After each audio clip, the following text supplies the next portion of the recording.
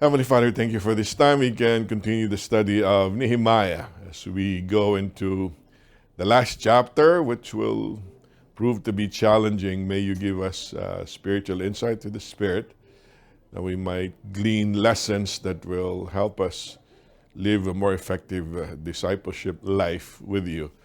Make us teachable, make us humble. In Jesus' name I pray. Amen. All right, so we end up talking about the backslidden people in lesson 11, which is the last chapter of Nehemiah. We got 2 lessons left, which will be like a summary or wrap up, but this actually is the last chapter of Nehemiah that we will be studying. Okay? Let me just repeat what we've studied before. In studying the Bible, in order to properly understand the Bible, you must look at 3 stories. Remember, their story, his story, and our story. Okay? The ancient rendition of the text, okay, the universal application, and the present application.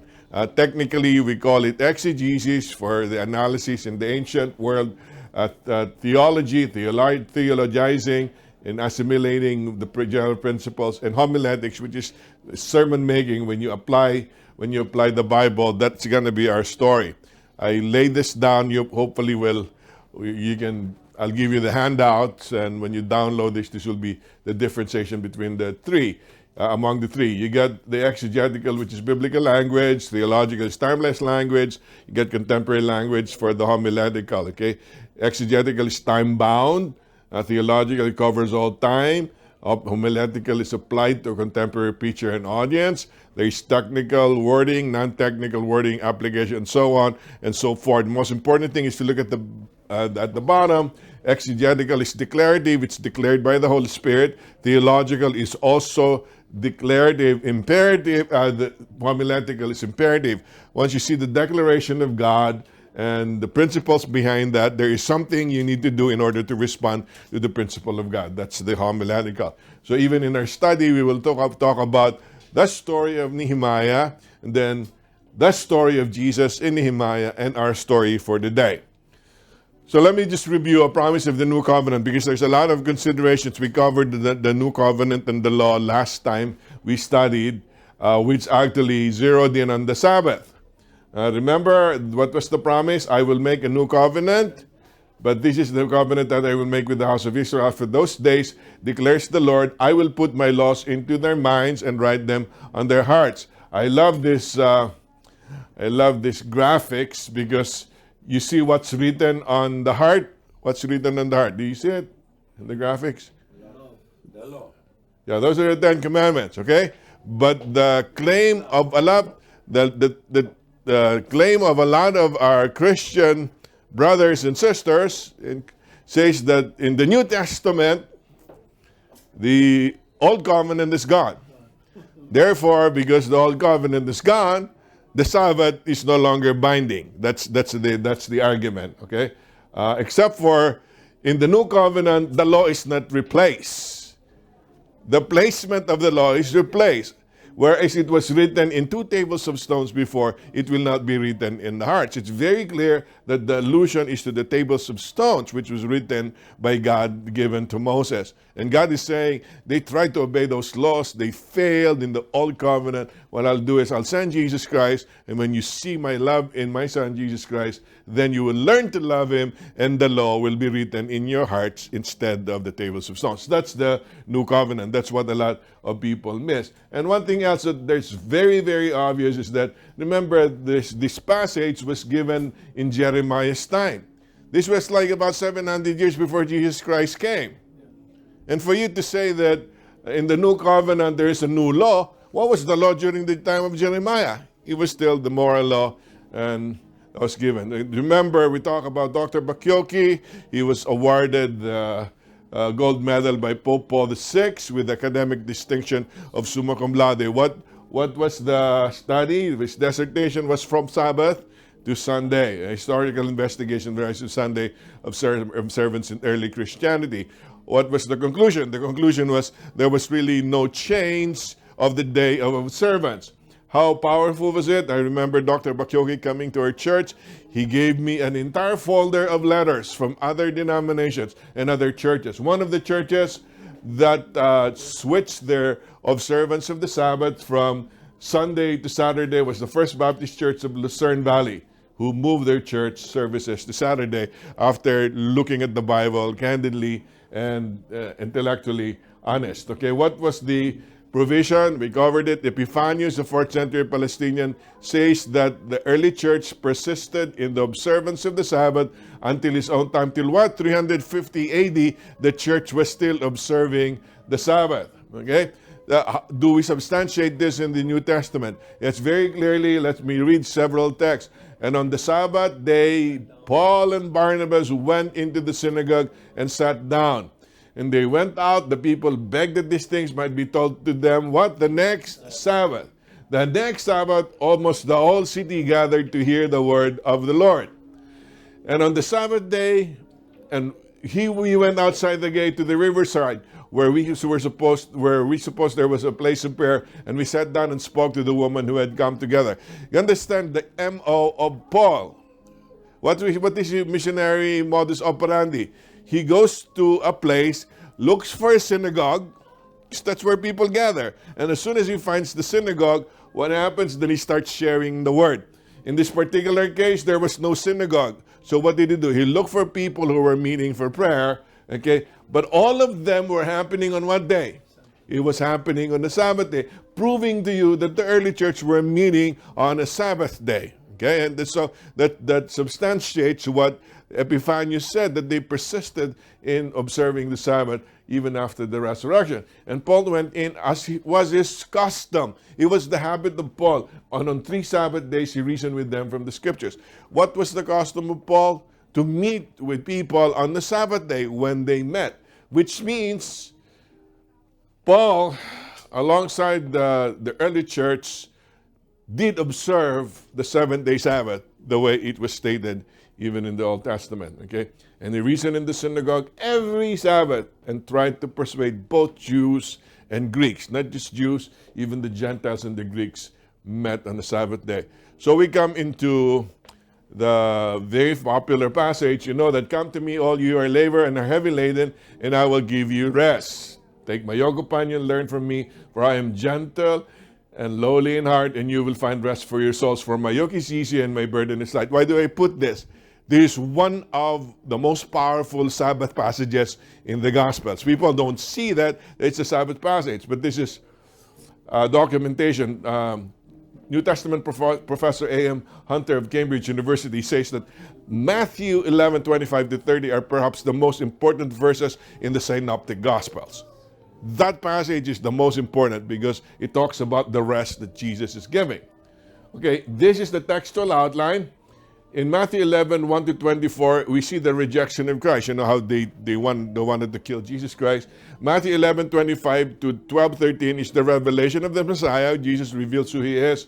And then 12:14-50 is the rejection of the Messiah. Remember Don Carson, who was the one who critiqued Dr. Bakyoki's book, who started writing the book entitled From Sabbath to Lord's Day? We talked about this the last time through. He himself said, Matthew then carefully points out that the Sabbath conflicts occurred at the time, presumably at or near the time when Jesus had spoken his rest. So basically, Jesus said the Sabbath was made for men, not men for the Sabbath. So the Son of Man is Lord even of the Sabbath.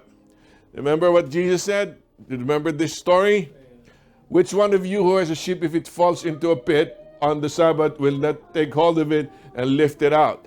And how much more value is a man than a sheep? So it is lawful to do good on the Sabbath. What was going on? There was a wrong and corrupted view of the Sabbath during the time of Jesus. The Pharisees perverted the Sabbath commandments into a system of works so that the Sabbath became a burden instead of rest given to man.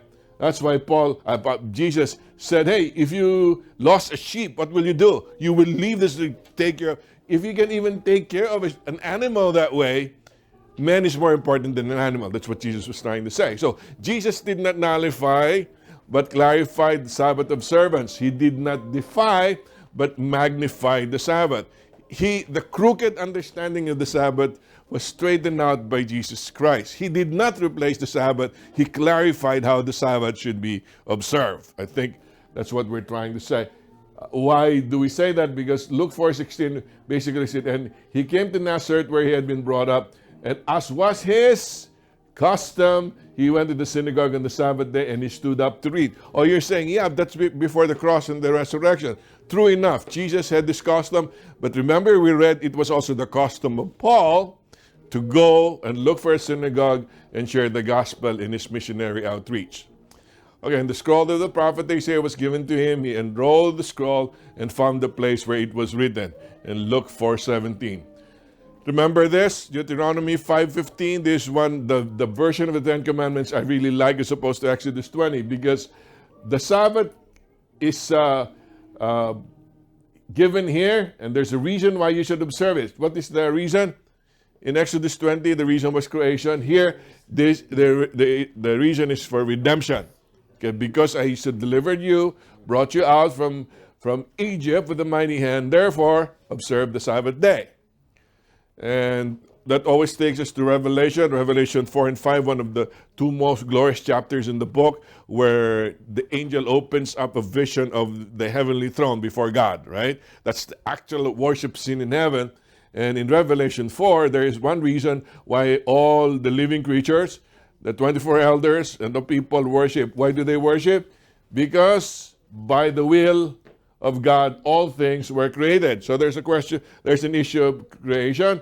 But when you go to Revelation 5:12, what is the reason? Worthy is the Lamb who was slain to receive power and wealth and wisdom and might and honor and glory and blessing. Why is he worthy of worship? Because of the sacrifice of the Lamb. So you will see even in Revelation, an expansion of the reason for worship is from creation to redemption. Why do I say that? The Sabbath acts like that. The Sabbath was originally given so that you can worship God because He's creator before the fall of man. But after the fall of man, now that we have been saved, we observe the Sabbath because it is a symbol of redemption. All right, so let's review what we've covered so far in the history of Ezra and Nehemiah. This is the outline we've shown before. I've added some points towards the end. Because remember, in 445 BC, Artaxerxes allowed Nehemiah to go back to rebuild the walls. Okay, and in 52 days, they were able to rebuild the wall. 444 BC, the walls have been rebuilt. How long did Nehemiah stay in Jerusalem? He stayed there for about 12 years. Okay, for 12 years. After 12 years, he goes back to Babylon as he has promised Artaxerxes. So he reports back to the king. And then after staying with Artaxerxes for a few years, we don't know how long, he came back, he returns to Jerusalem. About 425 BC, just an estimate date. We don't know exactly the date. But that's the study of Nehemiah 13. What happened when Nehemiah came back from Babylon to go back to Jerusalem to check things out, all right? I gave you this outline last week, okay? So the 1 to 210 to 11 to 6, there you got work and worship, the rebuilding of the wall and reforming of the people. Now this is the breakdown of Nehemiah 13. In 1 to 3, you got foreigners removed from Israel. 4 to 9 is Tobiah's special privileges has been revoked. And then you got financial accounting set in order because there were some lapses in stewardship. There's a prayer interlude in verse 14. There were Sabbath issues from 15 to 22. And then we talk about foreign wives in 23 to 28. There's a prayer. There'll be final arrangements. There's another prayer at the back end. Okay, So what are we covering for our lesson this coming Sabbath? We should look at 4 areas of backsliding as found in Nehemiah 13. Okay? And the first area of backsliding that Nehemiah found out, to his surprise, coming back, is a concealed corruption. What does it say? Eliashib the priest, who was related to Tobiah, prepared for Tobiah a large chamber where they had previously put the grain offering, the frankincense, the vessels, and the tithes of grain. All right, you got to understand the background here, okay? Who are we talking about? Who was the priest? The high priest, his name was Eliashib, all right? And because you're the high priest, you're in charge of the temple that has been rebuilt, right? In terms of the sacrifices, the offerings that you do. But in order for that to happen, the Levites must do their work. But in order for them to do their work, the people should support the Levites, right? Because that's their work. So they don't go plant grain or shepherd. So what they do is concentrate on the temple. And they put chambers in the temple so that they can store all the grain, the wine, the oil, so that the Levites can eat. That's the way they survive. What did Eliashib do? He got Tobiah, one of the arch enemies of the Jews. Remember? We'll go back a little while. He cleared one of the chambers and he gave it to him as a condo. Okay. He gave it to Tobiah, their arch enemy. And let's review what we're talking about. Remember? When they started rebuilding the walls, there were 3 arch enemies of Nehemiah. Who were they? You got Sanballat, the Horonite, the governor of Samaria. You got Tobiah, the Ammonite, the governor of Ammon. And Geshem, the Arab, the governor of northern Arabia. All of these 3 regions were going against the children of Israel while they were rebuilding the walls. Tobiah was so bad, you know what he said? "Oh, are they really building the walls?" They were talking to Sanballat and said, "Yes, what they're building, if a fox goes up on it, he will break down their stone wall." Yeah, he was chiding, deriding what they were trying to do. How thick were the walls? According to the research, the wall was about 12 feet wide. You know why? Because if you studied your lesson today, the choir and the orchestra were walking on top of the wall. They navigated the wall. You can remember, they started from the refuse or the dung gate, which is like the where does the skull was, where the Valley of Hinnom, they talk about that. And they move around Jerusalem and they met in the temple. They moved northward from the dung gate. And Tobiah is saying, "Oh, that wall will not hold it. Even the fox, if it goes up, it will break down the stone." How can it break down 12-foot, fox? He was just trying to give them a hard time, all right? And what happened? And Nehemiah said, "And I was very angry. And I threw all the household furniture of Tobiah out of the chamber." Oh, so he went in there, you remember, he went in there and saw, "What? Tobiah is staying in the temple of all people. Why you allow him to stay, within the premises of God's temple?" So he cleared the thing, and then what? Then I gave orders, and they cleansed the chambers, and I brought back there the vessels of the house of God with the grain offering and the frankincense. Note the sequence. He had to cleanse Tobiah's pad, the condo first. After he cleansed it, then he brought back the articles of God's temple. Right? It's amazing. In Matthew 23, 27, and 28, when Christ was castigating the Pharisees, what was he saying? "Woe to you, scribes and Pharisees, hypocrites, for you are like whitewashed tombs, which outwardly appear beautiful, but within are full of dead people's bones and all uncleanness.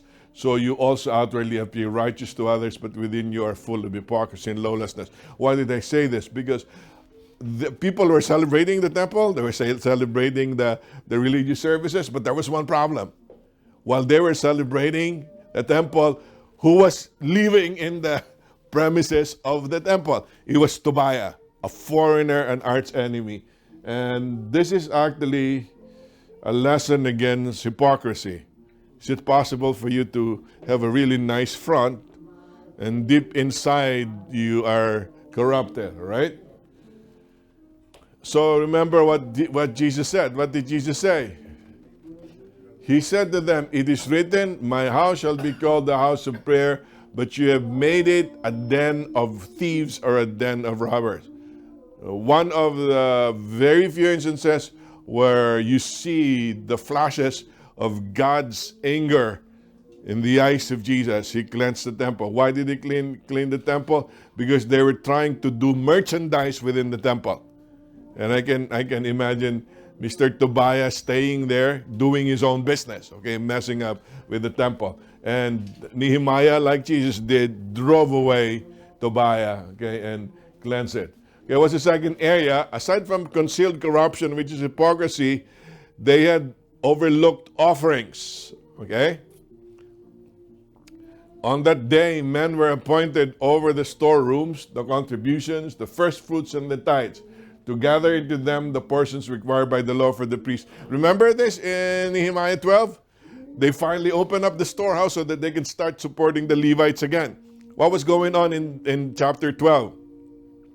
The Levites had no money. So what did the Levites do? They started planting grain. They were doing their own jobs in order to survive, which is not right. So they said, let's restore it, let's support so they can concentrate on worship. And then remember, all Israel in the days of Zerubbabel, in the days of Nehemiah, they gave daily portions for the singers and the gatekeepers. Watch this very closely. How many gave? He said all. All. But so you got, within the 12 years that Nehemiah was with them, they were giving tithes and offerings. And then Nehemiah goes back to Babylon. While Nehemiah was gone, what happened? They backslided, okay? And what happened in the backsliding? I also found out that the portions of the Levites had not been given to them, so that the Levites and the singers who did the work had fled each to his field. This is what Nehemiah is saying. I came back, Tobiah is invaded the temple, and what else? The Levites have no work. They have no money, so we don't have Levites ministering in the temple. So they're working their own fields. It's really bad. Can you imagine? Go to church one day, nobody's giving tithe, and Pastor Glenn doesn't have any salary. So Pastor Glenn is looking for a job outside because he cannot support himself, you know? That's what it's doing here. So I like this. Why is the house of God forsaken? So I contended with the rulers and said, why is the house of God forsaken? And I gathered them together and set them in their place. Okay? So here's the question. Will men rob God? That's the question. Remember, who was the prophet during the time of Nehemiah? You guys remember? It's Malachi, okay? Who was the prophet during Zerubbabel and Ezra? Haggai and Zechariah, okay? Haggai and Zechariah, Ezra and Zerubbabel. The key text in Zechariah and Haggai was, not by might nor by power, but by my spirit, said the Lord of hosts. So you end up, and then you end up having the key text in Nehemiah that says, the joy of the Lord is my strength. Okay, why do we know that Malachi was the prophet while Nehemiah was there? Because the issues that Malachi was addressing was the same issue that Nehemiah is addressing in Nehemiah 13. What were the issues? The issues was like they were not giving tithe, they were violating the Sabbath, and there were idolatrous intermarriages. We'll go there a little while, okay? So more than that, there was a problem. You bring what has been taken by violence or is lame or sick, and this you bring as your offering. Shall I accept that from your hand, says the Lord? Cursed be the cheat who has a male in his flock and vows it and yet sacrifices the Lord what is blemished. You know what's going on there? They were giving sacrifices. What kind of sacrifices were they giving? The sick animals. And what kind of animal do you have to go according to the prescription? Without blemish, and they're going in there. So they were adding insult to injury. They were not giving their tithes, and if they do give their tithes, they give the blemish sacrifices. Okay, let's apply this. There's facts and spending habits of America. The average size of American home has tripled in size over the past 50 years. 1 out of 10 rents off-site storage. That's the biggest thing. So much. Still, 25% of people with 2-car garages don't have room to park, and 32% only have room for 1 vehicle. You go to the houses of a lot of Americans, they cannot park the car. You know why? They get so much stuff in the garage. An average 10-year-old owns 238 toys, but he plays only with 12 of them every day. Okay, average American family spend $1,700 on clothes annually. Still, an average American throws away 65 pounds of clothing per year. There are over 300,000 items in the average American home. Still, over the course of a lifetime, we will spend 3,680 hours, 150 days, searching for misplaced items. On average, we misplace 9 items every day. Phone, keys, and sunglasses are on top of the list. It's amazing what I'm trying to say. We are so blessed in America, but very few take the responsibilities of stewardship seriously before God, which is a reflection of what has happened during the time of Nehemiah. This is a sermon in itself, but it will help you to look at 1 Timothy 6, okay, which says godliness with contentment is great gain, all right? So it's an issue. How do you honor the Lord? Giving is actually worship. It's a question of stewardship or ownership. Do you think that you're the owner of your possessions? No. It's not ownership. It is stewardship. It's not yours. It has only been trusted to you by God. And then the other issue is, are you content with what God has given you? Or are you still greedy? You want to get some more? Yeah, that's the issue in 1 Timothy 6. And then, of course, are you having issues with finances and resources? Do you want to control your finances? No. Trust God. So the whole issue in 1 Timothy 6, how do you become a faithful steward? Okay, remember that you only manage what God has given to you. You don't own them. Be content with what has given you and trust Him for what happens to your resources.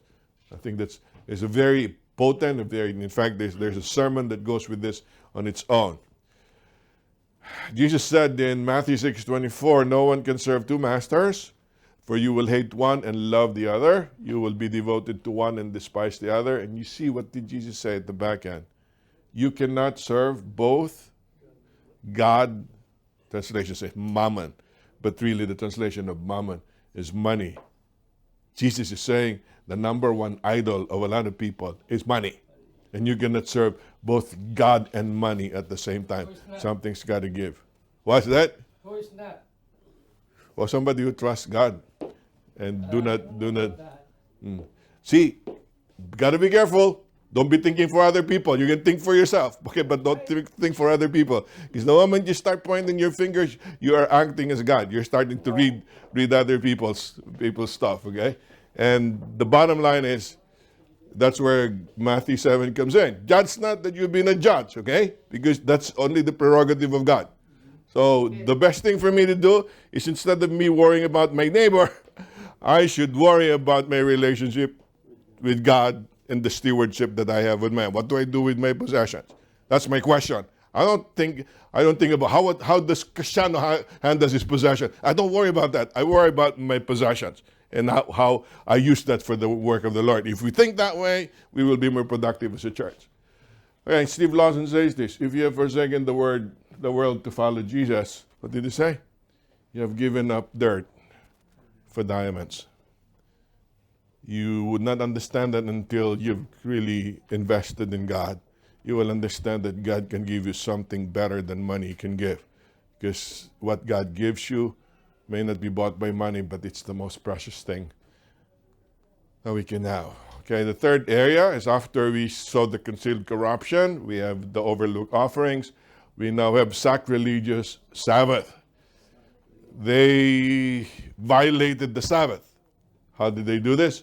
Then I confronted the nobles of Judah and said to them, what is this evil thing that you're doing, profaning the Sabbath day? Somebody read Nehemiah 13. I think it starts with verse 15. 15 and 16. Yeah. Read Nehemiah 13, 15, and 16. You have that, Cleo?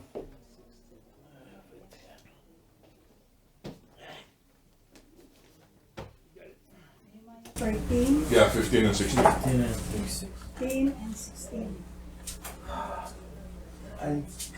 Here. In those days saw I in Judah some men treading wine presses on the Sabbath, and bringing in sheaves and lading asses therewith, as also wine, grapes, and figs, and all manner of burdens, which they brought into Jerusalem on the Sabbath day, and I testified against them in the day wherein they sold victuals. 16? There dwelt men of Tyre also therein, who brought in fish and all manner of wares, and sold on the Sabbath unto the children of Judah and in Jerusalem. What was going on here? They Doing were business, selling. It's like, you got Divisoria right there on the Sabbath. They were selling wares. They were selling fish. There was a market there. There's like vendors all over on a Sabbath day, in your face. because there were a lot of people. Did I tell you the last Sabbath when we were in the Holy Land, we went to the Via de la Rosa. You know the Via de la Rosa, right? That's where the road that Jesus trotted going to the cross. So we went to the Via de la Rosa. On our way to the Via de la Rosa, because it was Sabbath, all the stores were closed. To our right. Because they were owned by the Jews. Now, but we crossed where we were, on the left side, all the stores were open. Because they were owned by the Palestinians and the Muslims. All right? I mean, I was trying to process that in my head. You know? Remember when we saw, you know how the Jews dress for the Sabbath? It's very elegant. When we were walking, looking for a synagogue, there was this little boy. I think the boy was about 10, 11 years old. He's got a hat with the phylacteries, you know, the phylacteries, and then she was so cute. Eden put up her camera, her phone, and started taking the picture of the boy. And the boy looks at Eden and said, "No picture, Shabbat." Yeah, right. Yeah, because it's Yeah. You don't do that, okay? And then so I go. So he said the best time to go to the Wailing Wall, the piece of property that was left after the Roman destruction of the temple, the Wailing Wall, was Friday afternoon, Friday sunset, because they do Bar Mitzvah there. Oh, it was very grand. So we did. So we got there, I don't know, about 30 minutes before sunset. You see all the people. It was a very, very joyous occasion. So I pulled my cell phone. He started taking picture. And the big rabbi comes to me, "No picture." Shabbat. Shabbat. Okay. So I put my phone in my pocket and I moved closer to the Wailing Wall. By the time I wanted to pull my phone again, and then I saw Israeli soldiers. Okay, maybe not, you know, because they're armed all over the place. Okay, but I mean that's the way they respected the Sabbath. But man, during the time of Nehemiah, he was gone. He comes back.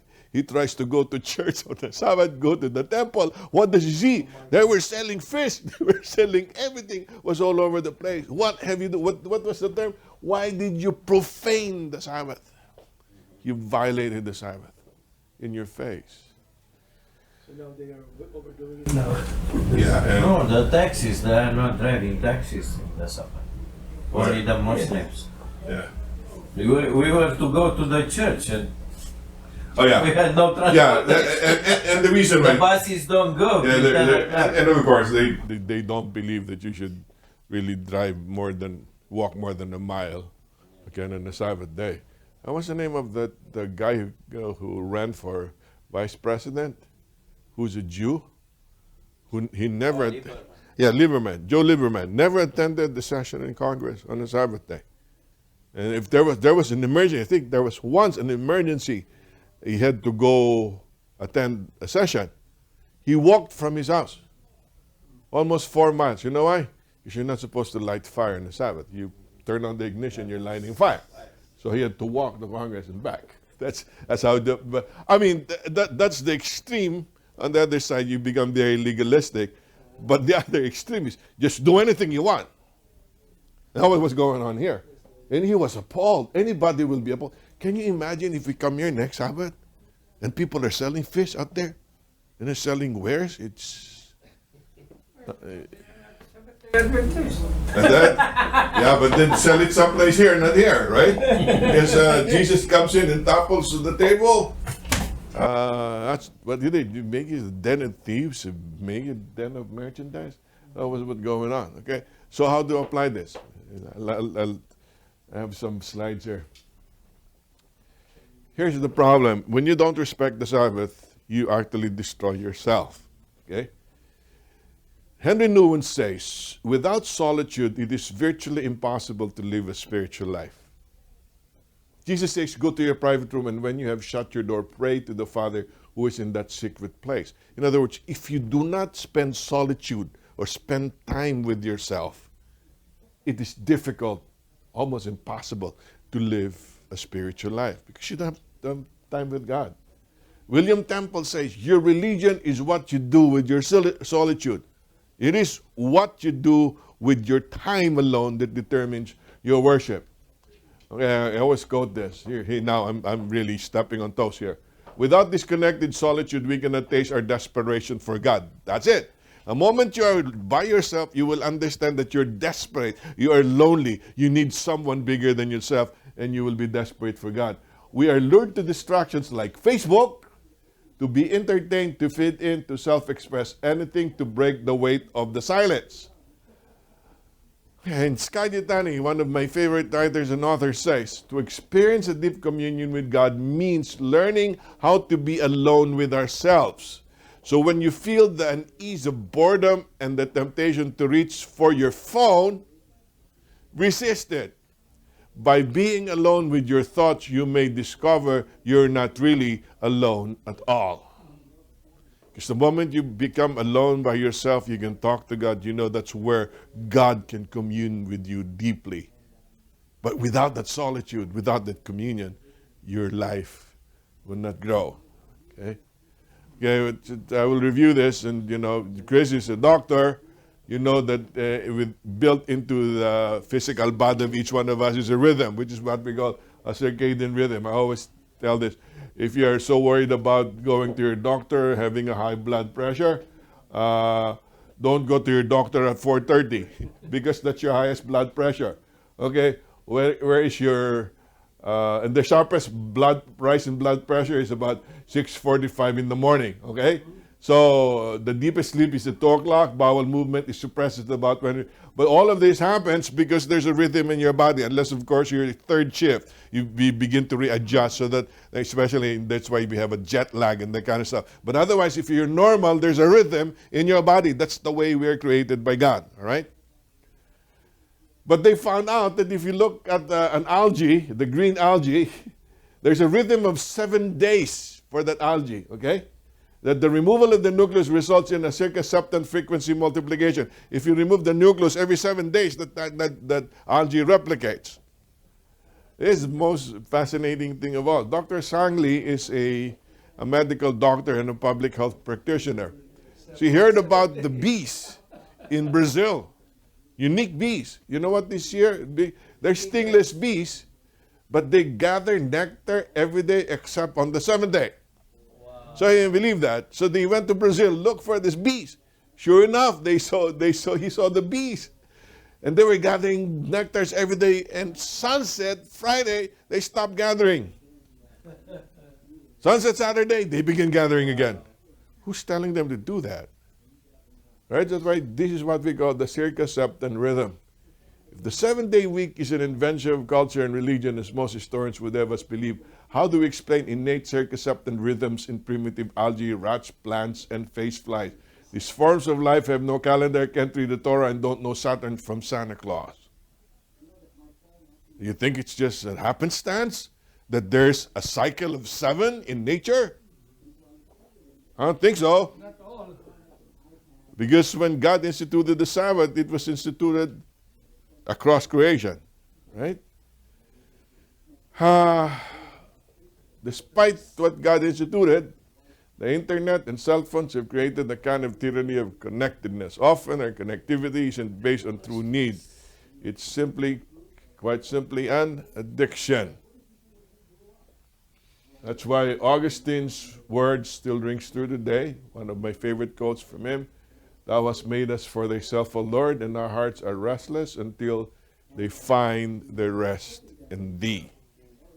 See, it resonates with the Sabbath rest that Jesus promises. This is a story. You guys know John Pauline, right? John Pauline is the most recent series on Revelation, probably one of the best. He's one of the most respected Adventist scholars in Society of Biblical Linguists. They respect John Pauline a lot, okay? And when he's, of all the professors we had in Andrews, he's now head of the theology department in Loma Linda University. He was one of the few professors who goes out and does evangelism every year. He doesn't only teach in seminary, he also does evangelism in the field. So he went and did an evangelistic outreach in New York, right? So if you were to preach in New York, how will you conduct your evangelistic crusade? Very hard, right? So they thought about apologetics, they thought about finance, thought about all sorts of stuff. Nothing was clicking. They couldn't hit the people. But you know what they did? They had Bible lessons on how to manage stress.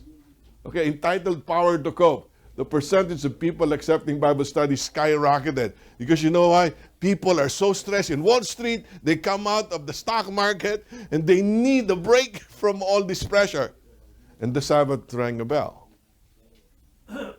Of all doctrines, they never thought that the Sabbath will ring a bell in New York, of all places, because of the stress management it allows you to have. Dallas Willard says you must ruthlessly eliminate hurry from your life. That's a problem we have today. That's why people don't appreciate the Sabbath. We are so in a hurry. And we thought that because we have technology today, we have email, there'll be more time. No, you know what people do today? They work while they're driving, while they're on the train, while they're home. They don't leave things at home because by email you can still work. So, what's the back? This is the summary of what the Sabbath is about, and this can explain what happened during Nehemiah's time. Call the Sabbath the delight and holy day of the Lord, honorable. If you honor it, not going your own ways or seeking your own pleasure or talking idly, then you shall take delight in the Lord. What's that? Okay, what's that? That's very careful, very important. If you call the Sabbath a delight, you will take delight in the Lord. Do you see the connection? Stop minding your own thing. Think about God and be delighted in the Sabbath. By delighting in the Sabbath, you're delighting in God. You realize that delighting in God is this summation of what worship is. When you delight in God, you're actually worshiping. Why? What does Psalm 37:4? We know that. Delight yourself in the Lord and He will give you the desires of your heart. What are we saying? If you violate the Sabbath, you violate worship. And God ceases to be God. That was very important. That's why sacrilegious Sabbath keeping and backsliding messes you up. Did you follow this straight? Okay. If you are afflicted by hypocrisy, there must be backsliding in your life. Okay. If you're afflicted with irresponsibility in giving, if you're not a faithful steward, you're also backsliding. If you do not recognize the Sabbath, you're also backsliding.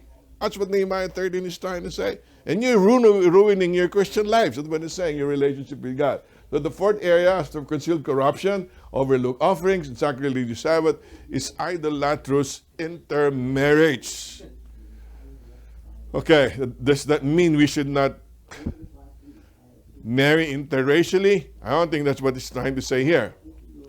And half of the children spoke the language of Ashdod, and they could not speak the language of Judah, but only the language of each people. Can somebody read Nehemiah 13:23, I think? 13:23.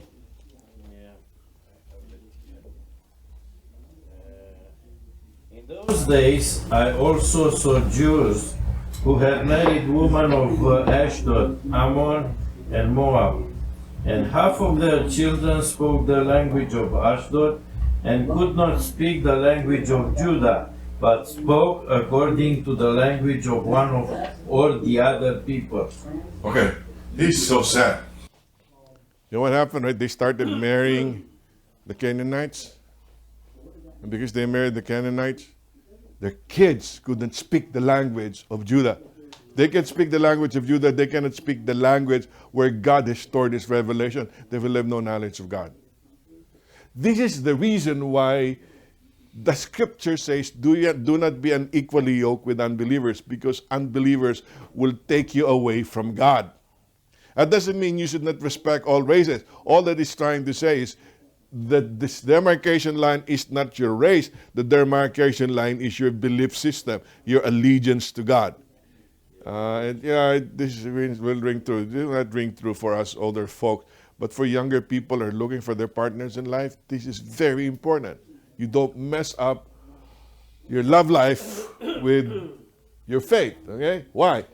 Nehemiah 13:26 says, did not Solomon, king of Israel, sin on account of such woman? Among many nations there was no king like him, and he was beloved by his God. And God made him king over all the Israel. Nevertheless, foreign women made even him to sin.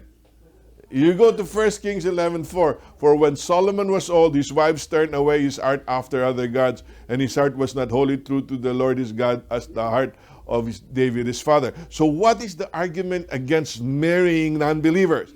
Notice I'm very careful. I'm not talking non-Jews or non-Israelites. I'm talking about marrying unbelievers because unbelievers will turn your heart away from God.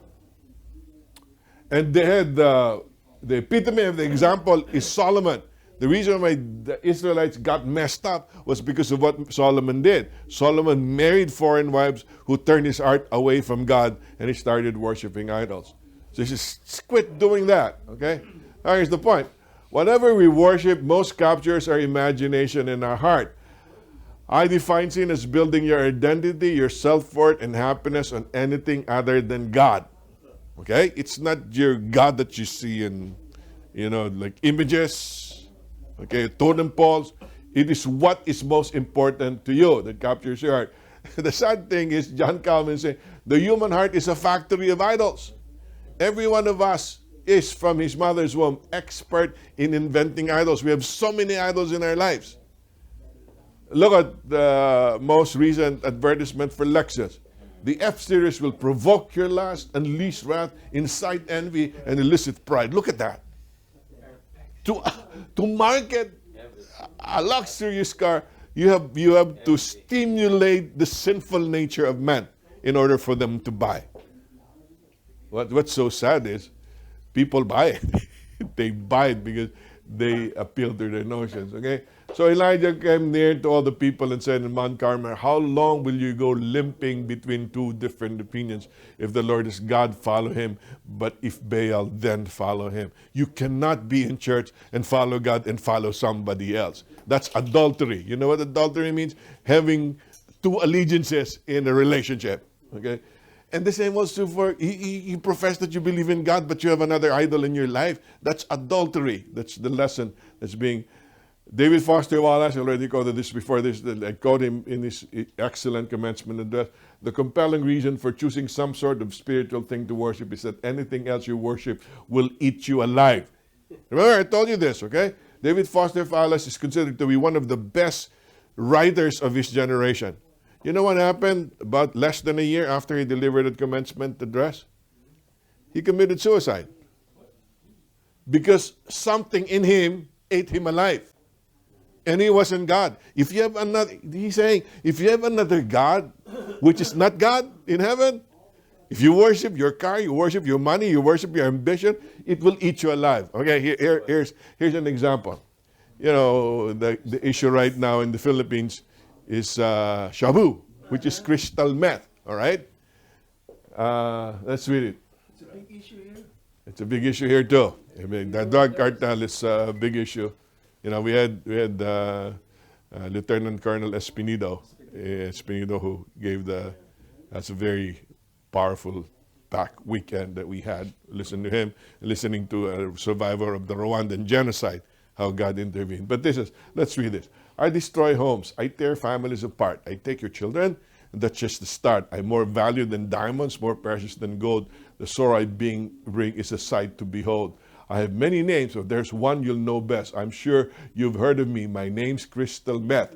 My power is awesome. Try me, you'll see. But if you do, you may never break free. Just try me once and I might let you go. But if you try me twice, then I own your soul. When I possess you, you'll steal and you'll lie. You'll do what you have to just to get high. The crimes you'll commit for my narcotic charms will be worth the pleasure you'll feel in my arms. You lie to your mother, you steal from your dad. When you see their tears, you must not feel sad. Just forget your morals and how you were raised. I'll be your conscience, I'll teach you my ways.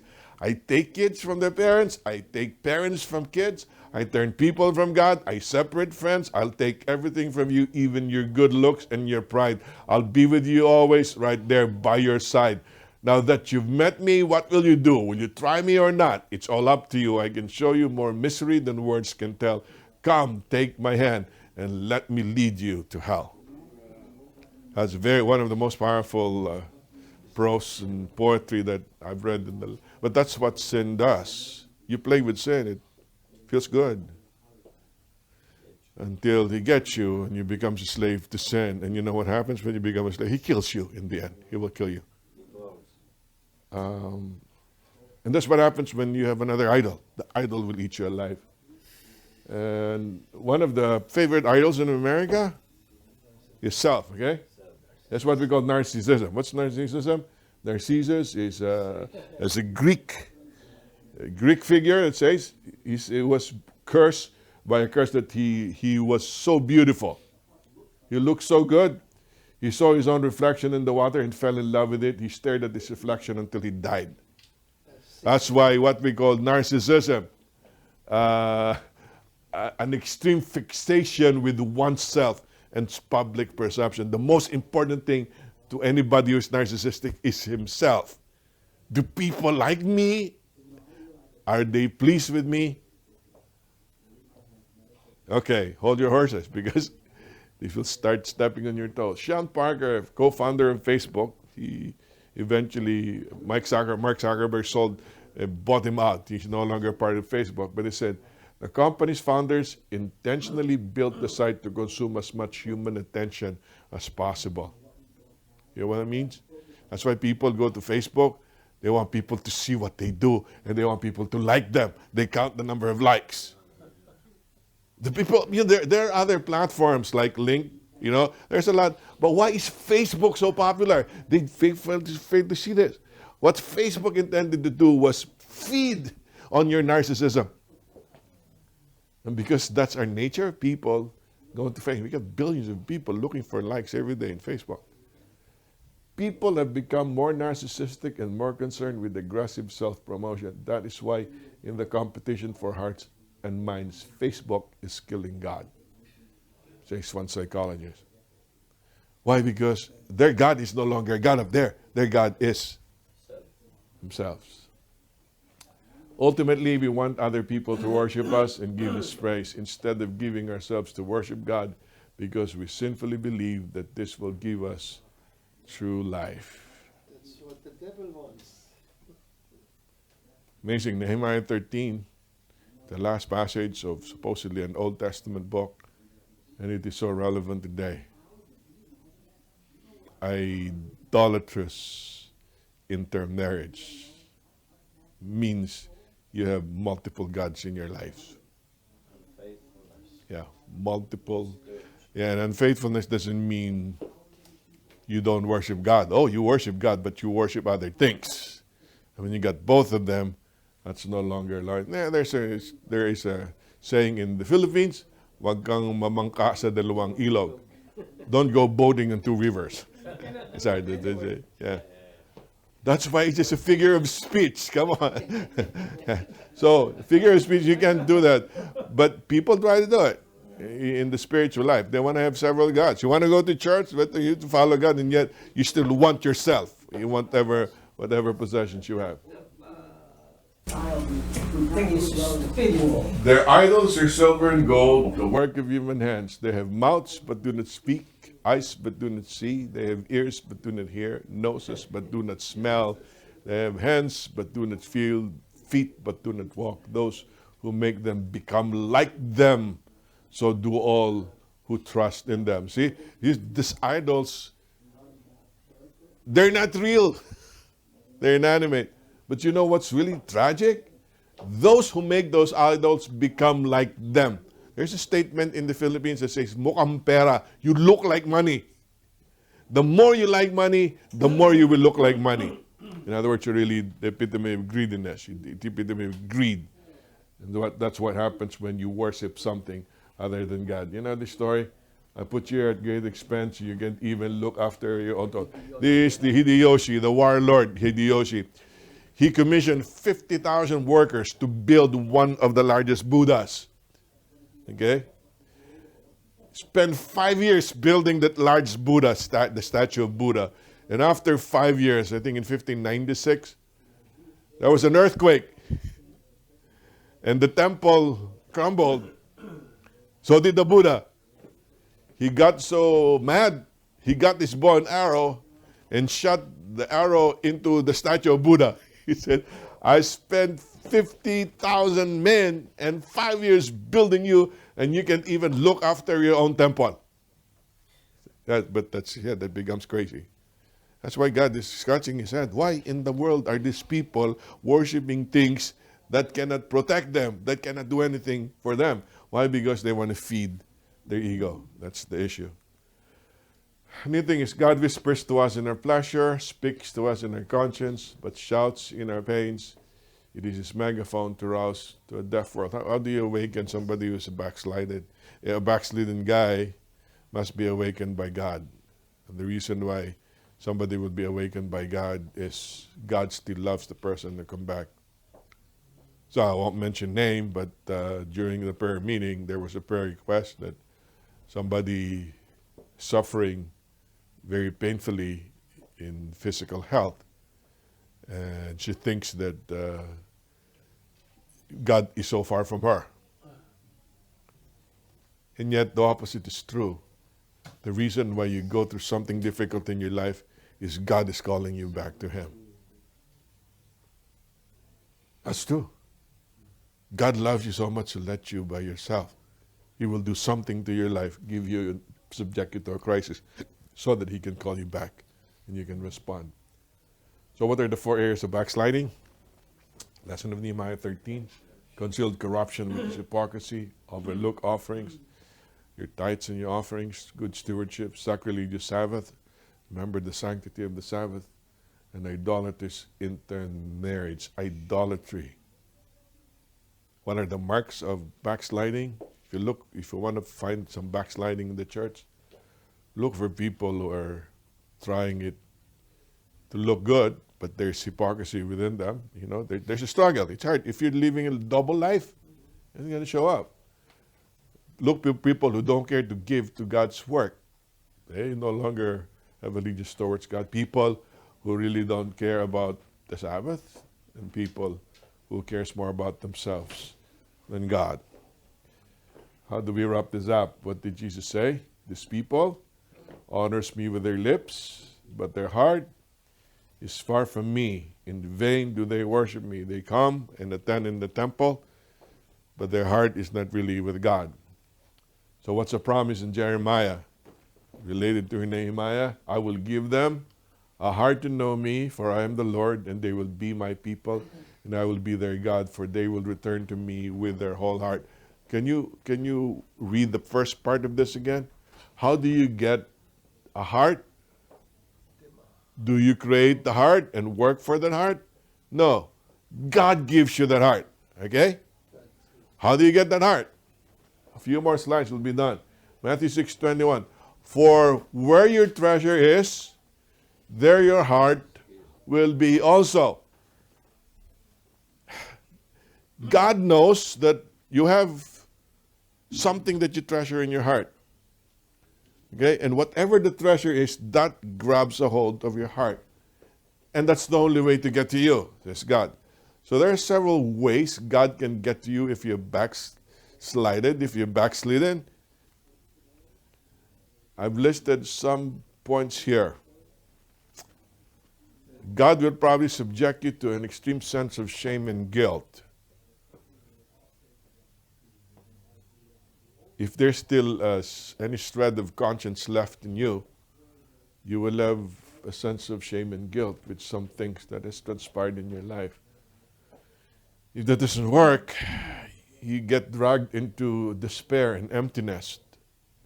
Look at your life, you're looking for meaning, and you think, hey, money's not satisfying me, prestige is not satisfying me, there is emptiness within.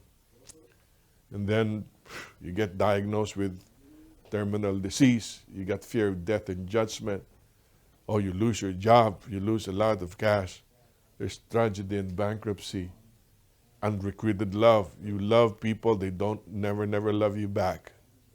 It's very painful. Undeserved favor, at the same token, you can also have goosebump moments. These are some ways God uses to wake you up from your backsliding. I don't know if you're going through some of this. People who are watching in the videos, and you listening to here now, if you're going through some one or some of this, God's calling you. Okay? What does Hebrews 3:15 say? Today, if you're His voice, if you hear His voice to those things that I just listed, do not harden your hearts as you did in the rebellion. If you do not harden your heart, what is the promise of God?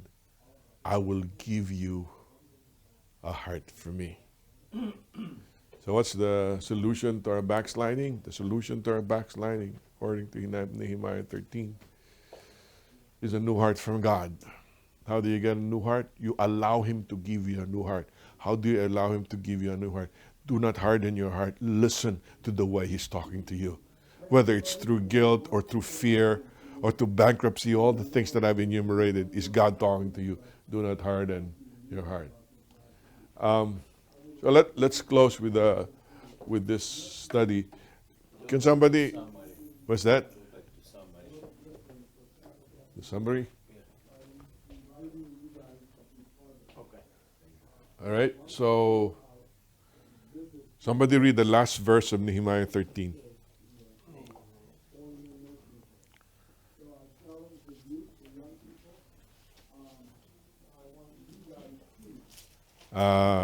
Let's read 30 and 31. Nehemiah 13. Okay.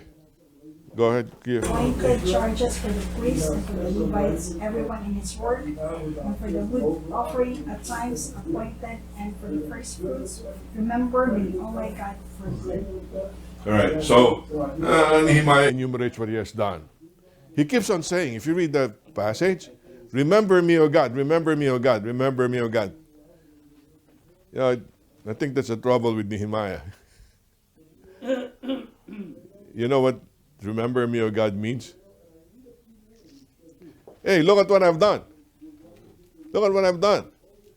That's another form of idolatry.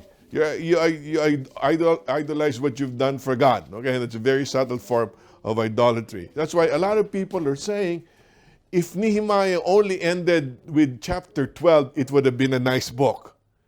But it did not end there. It ended with Nehemiah 13. What happened to Nehemiah 13? Let's finish what happened there. The people backslided, right? You know how mad Nehemiah was with the people who intermarried? He castigated them, and they even pulled their hair. In Filipino, sinabunutan ni Nehemiah yung mga tao. Why are you keep marrying the foreigners? You know, it's bad. Because the bankruptcy of people trying to obey God on their own effort and trying to create their own heart will never work, because only God can provide you with heart. So what happened? Okay? After Nehemiah died, there were 400 silent years where there was no prophet. Remember? Let me go to the entire sweep of history. After the Persians reigned, Alexander the Great came, right? And Alexander the Great conquered the Persians. We knew our history in Daniel.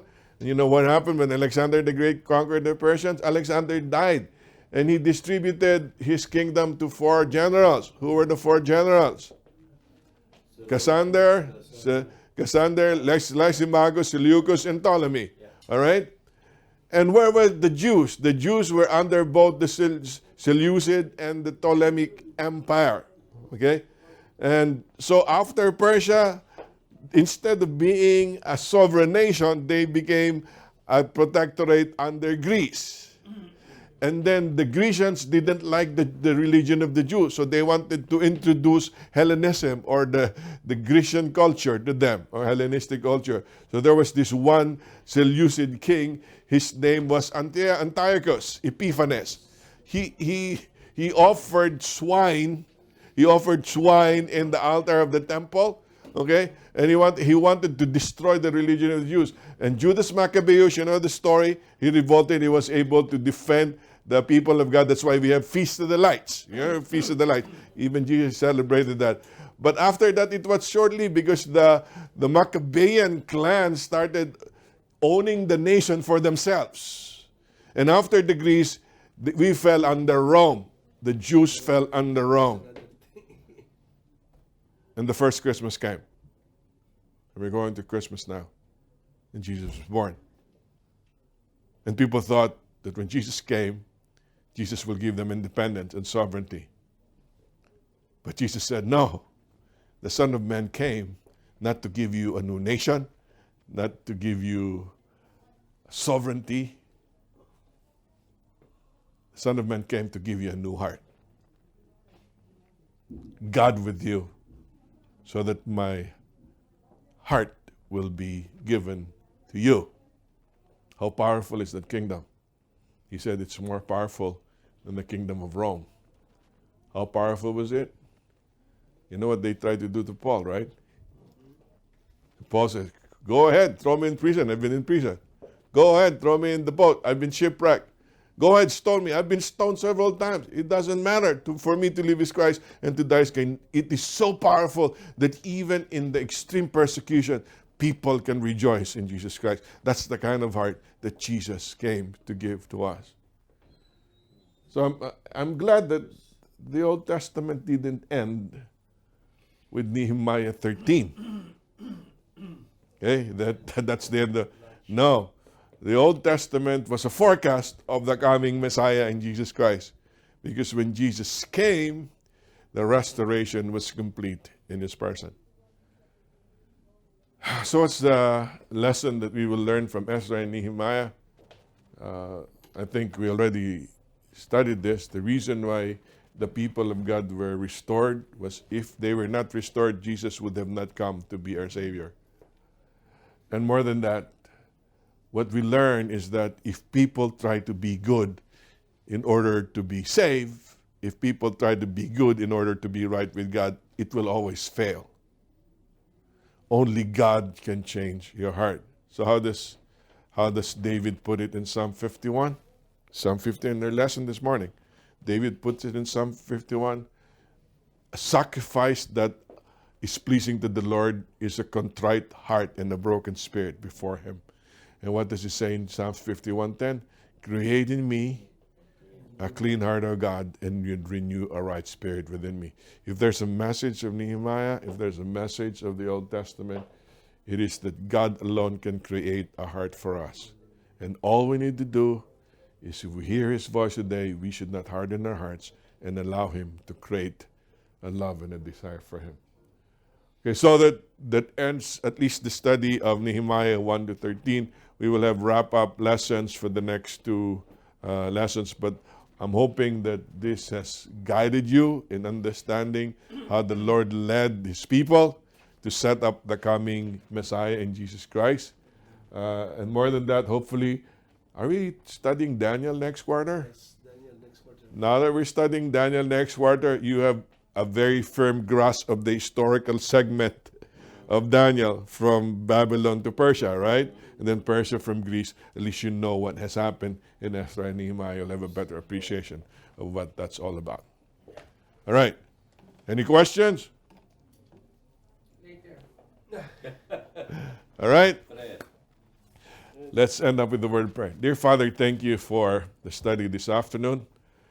Oh, we would have expected the nicer ending for Nehemiah in chapter 13, but unfortunately it reflects the frailty of human beings, our depravity and our attempt to be good and to make ourselves right with you.